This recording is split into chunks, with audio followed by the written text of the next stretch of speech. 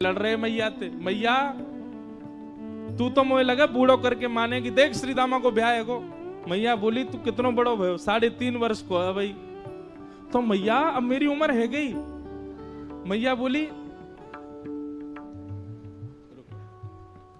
बोली लाला तो पे कछु आवे जो तेरो ब्याह करता हूं। बहू आके यूं कहेगी देखो कैसे तो ब्याह कर दियो कछु। बोल मैया देख मुंह पे सब आवे। यशोदा मैया बोली कहा आवे? मुंह पे चल वो आवे। कछु दिना पहले तक चलनो ना जानता हो घुटमुंच, अब मुंह पे चल वो आगो। दूसरा मैया मुंह पे बोल वो आवे। मैया मुंह पे सो वो आवे। मुंह पे डोल वो आवे। सबरे काम तो आगे और कहा चाहिए मैया, और कहा करके लाऊं बता। 9 लाख गैयान को स्वामी में पिताजी ने 9 लाख गैया कौन कहेगा? मेरे काजी तो हैं। मैया बाबा को इकलो तो लाल में इतना बड़ो मेरो भवन। अब एक ही चीज की कमी है। कहा बोले एक बहू ना है बस मेरे पास, अब ब्याह करा दे मैया। और देख मैया श्री दामा ब्याह करवे गयो है। मैया बोली बात न मत बनाए कर, चल बैठ जा। मैया कछु काम में लगे। ठाकुर जी पीछे पीछे डोले मेरो ब्याह करा दे। मैया श्री दामा की बहू आ गई मेरी ना आई है, मेरो ब्याह करा दे। मैया ने जब नहीं सुनी तो ठाकुर जी रूठ के बोले मैया देख तू मेरो ब्याह करा दे, नहीं तो श्री दामा की घर ले आऊंगा मैं, बउआ की बहू ले आऊंगा। मैया ने ठाकुर जी डांट फटकार के भगाए दिए। ठाकुर जी को पता चली श्री दामा की बहू आ गई है। ठाकुर जी कूदते फांदते पहुंच गए श्री दामा के पास। ब्याह है गो? बोले हाँ। बहू कहाँ है? बोले भीतर बैठी है। बोले मुंह दिखा दे। अरे लाला तेरी भाभी है तू देख ले। बोले भाभी ना है वो बहू है। बोले बहू तो लाला मेरी है। ठाकुर जी बोले मोह तो ऐसा लोगो करती बहू सबन की होए करे। श्री दामा बोले लाला तेरी बात ऐसी है, तेरी तो भाभी है वो। बोले अच्छा ठीक है मैं देखता हूं, नहीं देखूं तो सही बहू हो मैं कैसी है। मेरा ब्याह होगा तो पहले तो पता रहेगी। हाँ लाला मिल आ। ठाकुर जी जैसे ही पहुंचे माधवी को पहले ही जाके बता दे। बोले श्री दामा के परम मित्र श्री कृष्ण आ रहे हैं मिलवे। ओहो कृष्ण को नाम सुनते माने तो मुंह ढक लिया अपना। बोले जो वही है जाते मैया ने कही मुंह छुपा के रखना है। ठाकुर जी ने खूब अनुनय विनय किए, हाथ जोड़े पाम पूज लिए। बोले भाभी ने मुंह दिखाए दो। नहीं दिखाया। ठाकुर जी बोले तू जाने ना आया भाई, मेरे मुंह को देख, मेरे मुंह देखवे के काजे करोड़न वर्ष की तपस्या करें, इतना नाम जप करें, उंगली घिस जाए तब वो मेरा मुंह ना देख पाए, और मैं तेरे आगे हाथ जोड़ खड़ा हूं तू देखना रही है। माधवी कुछ नहीं बोली। ठाकुर जी बोले ठीक है जा रहा हूं, तड़पेगी मुंह को देखवे के काजे। चले गए। लेकिन माधवी को उसी समय से बेचैनी होने लगी जैसे ठाकुर जी गए ना। अब तो कहीं भी जाती है गोपियां चर्चा भी कृष्ण की करती हैं, बैठती है तो चर्चा श्री कृष्ण की होती है। सब गोपियां आपस में बात करती हैं तो माधवी उनको समझाती है, अरे तुम कैसी कन्या हैं, अपने पति के बारे में बात नहीं करती, वो उसके बारे में बात करती रहती हो। नंद जी को लाला ऐसा हो, नंद जी को लाला ऐसा हो। एक गोपी से यूं तक सुन ली माधवी ने कि वाकई उम्र अभी 3.5 वर्ष की है। तो माधवी बोली राम राम राम, शर्म नहीं आती? नेक सो बालक वाकु प्रियतम मानो तुम।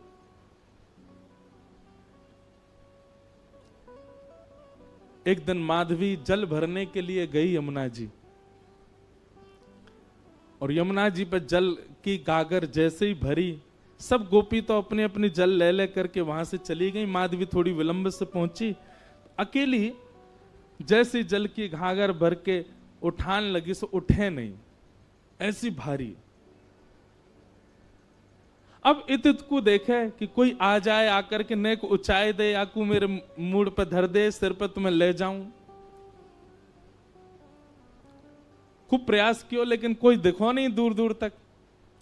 तभी नंद नंदन बांकी अदा से चलते भय वहां पहुंच गए। यहां पाम धरे वहां पाम धरे, मटकते भय नैन के सैन चलाते हुए। सैन मतलब जाने ना, याते कहें सैन। ठाकुर जी ऐसे चलाते रहे अपने बौन ने, सीधे ना रखें, सब जगह ते टेढ़े हैं, कछु ना कछु करते रहे। मतलब रात में सोते कैसे होंगे, वहां सीधे नहीं सोते होंगे, यशोदा मैया नंद बाबा पे चढ़ जाते होंगे, कोई काम सीधो ना करें। ठाकुर जी हमारे कानों हिला लेते होंगे, नाकों हिला लेते होंगे, का करें पतो ना। पहुंच गए। माधवी ने ठाकुर जी को देखो तो हो ना हो, लेकिन जैसे श्याम वरण श्री श्याम सुंदर सामने से आ रहे हैं, सो माधवी बोली, ओ लाला इतकुआ ने कहियो, नेक मेरी मटकी उचाए दे, मूड़े धरवा दे, फिर चलो जइयो। ठाकुर जी ज्यों ज्यों पास आते जाएं, माधवी को त्यों त्यों लगे तो सही कि यह बालक में कछु तो अद्भुतता है, लेकिन वाय ना पता है कि ये श्याम सुंदर माँ ने कभी देखे ही नहीं। नेक देखे और फिर कछु काम करने लगे, लेकिन काम वाकई स्थिति ऐसी है गई कि वो और चीजन में को मन लगे नहीं रहो, वाकई नेत्र अपने आप फिर रहे हैं। एक बात याद रखना बंधुओं, ठाकुर जी ने जादना अनुभव करा दियो, इंद्रिय अपने वश में नहीं रहेंगी। आपके हाथ, आपके पाम, आपके कान, आपके नेत्र, आपकी जीभ, आपकी नासिका, ये समस्त इंद्रियां, बुद्धि, मन सब हमारे वश में है। लेकिन जादना ठाकुर जी को नेक देर को भी साक्षात्कार भयो, सब ठाकुर जी को है जाएगा। अब माधवी कर तो कार्य रही है, नेक नेक मटकी को ऊंचाई हुई की प्रयास कर रही है, लेकिन वहां के मन में बार बार यावे, नेक तो देखूं याकू, और फिर नजर घुमा के देखे, और फिर खुद पे विचार करे, काई को देख रही हूं मैं, फिर अपना काम करने लगे, फिर काम कर, फिर नेक तो देखूं, फिर देखे, और फिर देख करके फिर दोबारा अपने कार्य में, ऐसी स्थिति है गई। माधवी ने झटपट नेत्र बंद ही कर ली, बोले देखूंगी ही ना। पता ना क्यों इतना आकर्षण है रो है। ठाकुर जी आ गए, माधवी नेत्र बंद करके, लाला नेक ऊंचाई दियो, मटकी ऊंचाई दे, उठवाए दे।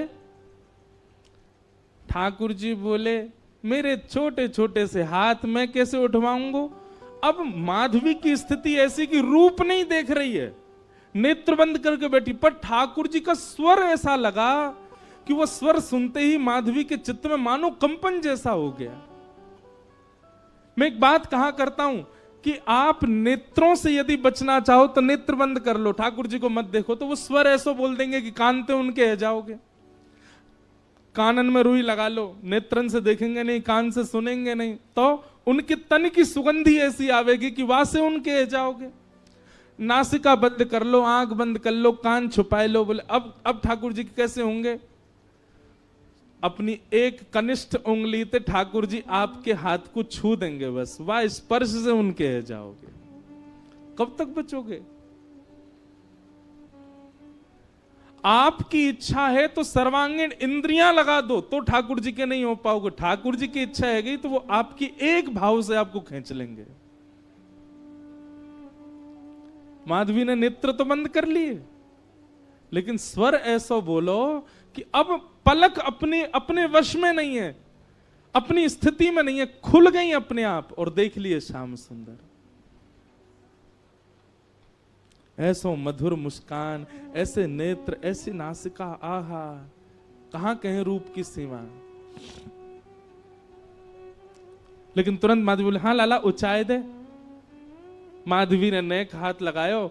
अब ठाकुर जी मटकी उचान लगे तो उचाते ही कहा भयो, अब नेक से ठाकुर जी, माधवी तो खूब बड़ी, तो ठाकुर जी को हाथ जहां तक जाएगा वहीं तक तो उचाएंगे। लेकिन स्थिति कहा भाई, उचाते उचाते उचाते उचाते ठाकुर जी लंबे हैं लगे, और इतने लंबे है गए कि उचाते भय माधवी के बिल्कुल सामने ही आ गए, बिल्कुल नेत्रन के सामने ही आ गए। माधवी ने जब रूप देखो, गाढ़ करके ठाकुर जी माधवी को देख रहे हैं, माधवी ठाकुर जी को देख रही है।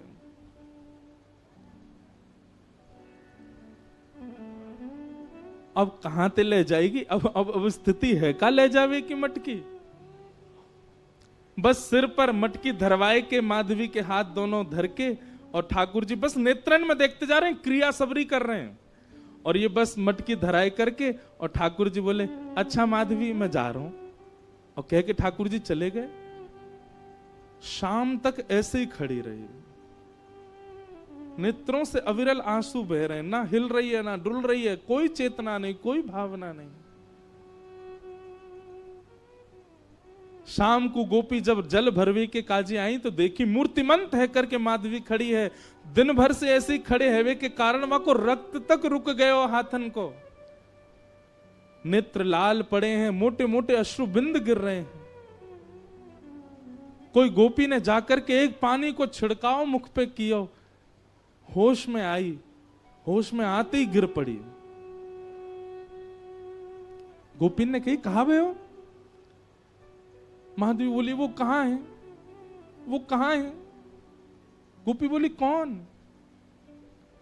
अरे मेरी मटकी ऊंचाई के गए हो, ऐसे कमल जैसे नेत्र, ऐसी मधुर मुस्कान, पता नहीं क्यों उसके प्रति इतना आकर्षण हुआ।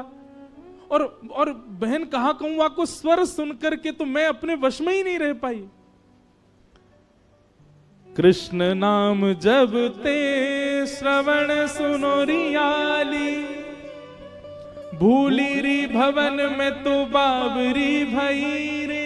और इस पद की सबसे सुंदर पंक्ति मुझे लगती है, रोम रोम हूं मैं तो श्रवण मई रे। मानो मैं कान बंद कर लूं तो कब तक करूं, मेरे रोम सुन रहे हैं उनका नाम, मेरे रोम पुकार रहे हैं उसको, मेरे रोम देख रहे हैं कि वो कहां चला गया। पहले 2 आंख थी, 2 कान थे, पर अब रोम रोम उसका हो चुका है। कहां तक छुपाऊं, कहां तक रोकूं खुद को।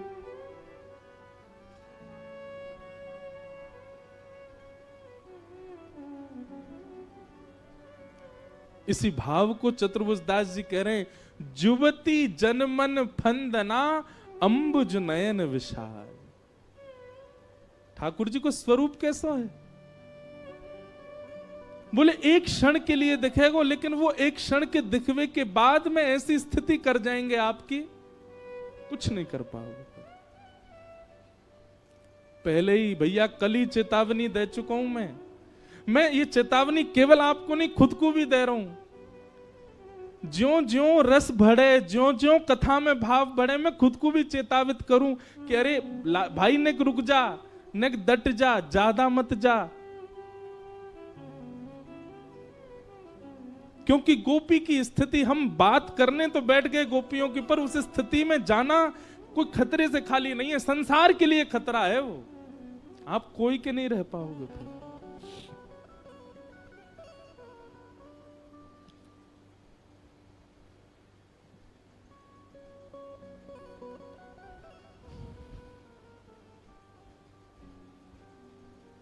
मीराबाई कह रहे हैं, जादू करके, जादू करके हो पिया कित गयो, जादू करके, जादू करके, जादू करके, जादू करके हो, जादू करके ओ पिया कित गयो, जादू करके, जादू करके कित गयो, जादू करके। कैसा है? नंद नंदन पिया कपट जो कीनो, नंद नंदन। गाओ सब लोग। निकल गयो, निकल गयो, निकल गयो छल करके, जादू करके, जादू करके, जादू करके हो, जादू करके ओ पिया कित गयो जादू करके, जादू करके।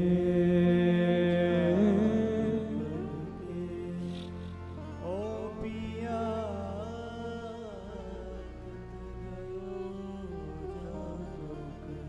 मोर मुकुट पीतांबर सोहे, मोर मुकुट पीतांबर सोहे, मोर मुकुट पीतांबर सोहे, मोर मुकुट पीतांबर सोहे। और ये शब्द, ये पंक्ति मीराबाई की अद्भुत है। कबहू न मिले, कबहू न मिले, कबहू न मिले अंग भर के जादू करके, जादू करके।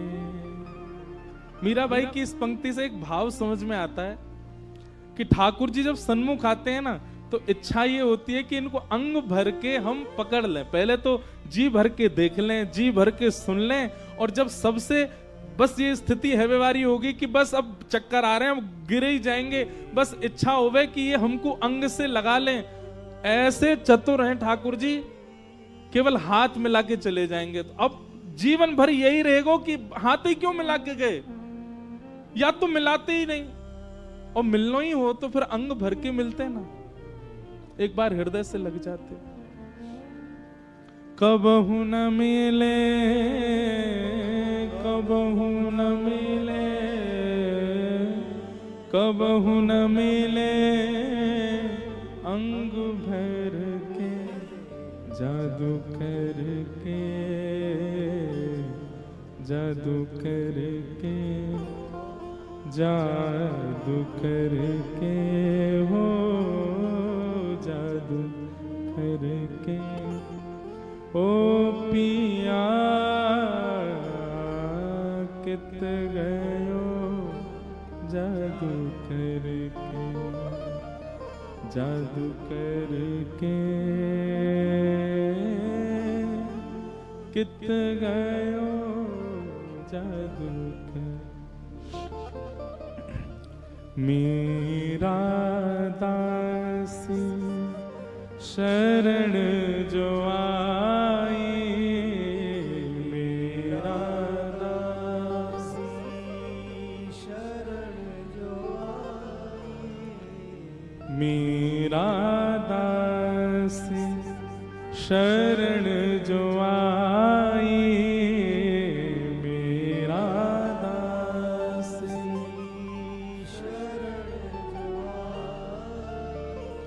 मेरा दासी शरण जो आई, मेरा दासी